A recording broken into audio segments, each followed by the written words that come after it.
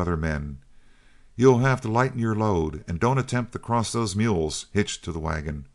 Rely on your saddle horses for getting the wagon over. Forrest, you and Bull, with the 2 men on herd, take the cattle to the nearest creek and water them well. After watering, drift them back so they will be within a mile of these bogged cattle. Then leave 2 men with them and return to the river. I'll take the remainder of the outfit and begin at the ford and work up the river. Get the ropes and hobbles, boys, and come on." John Officer and I were left with the Rebel to get the wagon across, and while waiting for the men on herd to get in, we hooked up the mules. Honeyman had the remuda in hand to start the minute our herders returned, their change of mounts being already tied to the wagon wheels. The need of haste was very imperative, for the river might rise without an hour's notice, and a 2-foot rise would drown every hoof in the river, as well as cut us off from our wagon. The South Canadian has its source in the Staked Plains and the mountains of New Mexico, and freshets there would cause a rise here, local conditions never affecting a river of such width. Several of us had seen these plains rivers, when the mountain was sportive and dallying with the plain, under a clear sky and without any warning of falling weather, rise with a rush of water like a tidal wave or the stream from a broken dam. So when our men from the herd galloped in, we stripped their saddles from tired horses and cinched them to fresh ones, while they, that there might be no loss of time, bolted their dinners. It took us less than an hour to reach the ford, where we unloaded the wagon of everything but the chuck box, which was ironed fast. We had an extra saddle in the wagon, and McCann was mounted on a good horse, for he could ride as well as cook. Priest and I rode the river, selecting a route, and on our return, all 5 of us tied our lariats to the tongue and sides of the wagon. We took a running start until we struck the farther bank. We gave the wagon no time to sink, but pulled it out of the river with a shout, our horses' flanks heaving.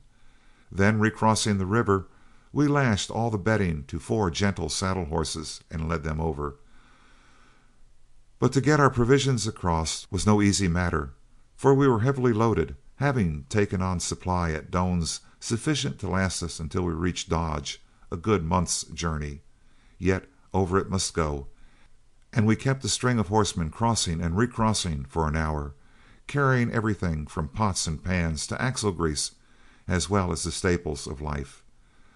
When we had gotten the contents of the wagon finally over and reloaded, there remained nothing but crossing the saddle stock.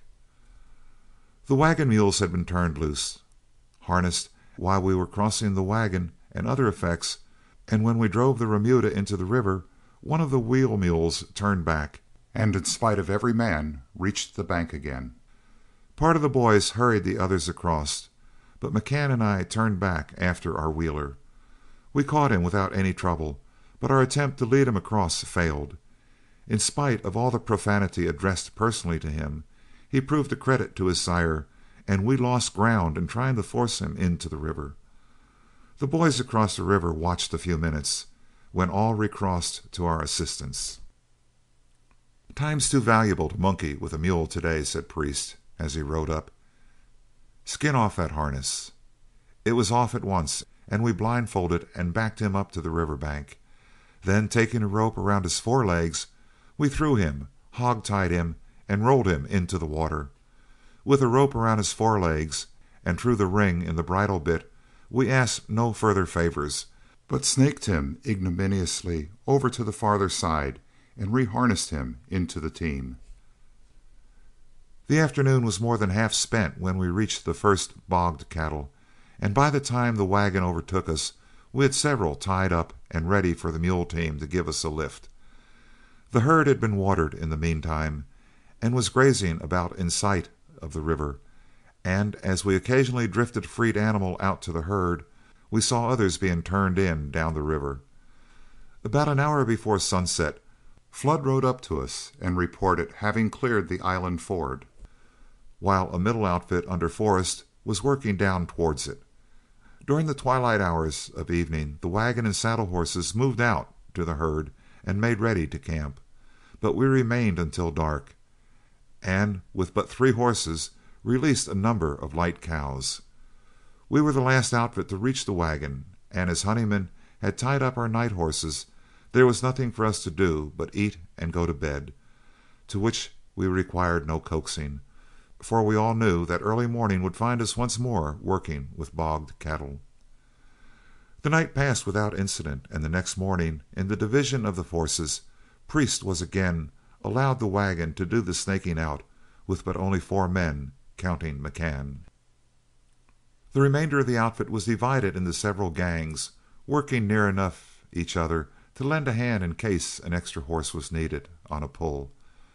The third animal we struck in the river that morning was a black steer that had showed fight the day before.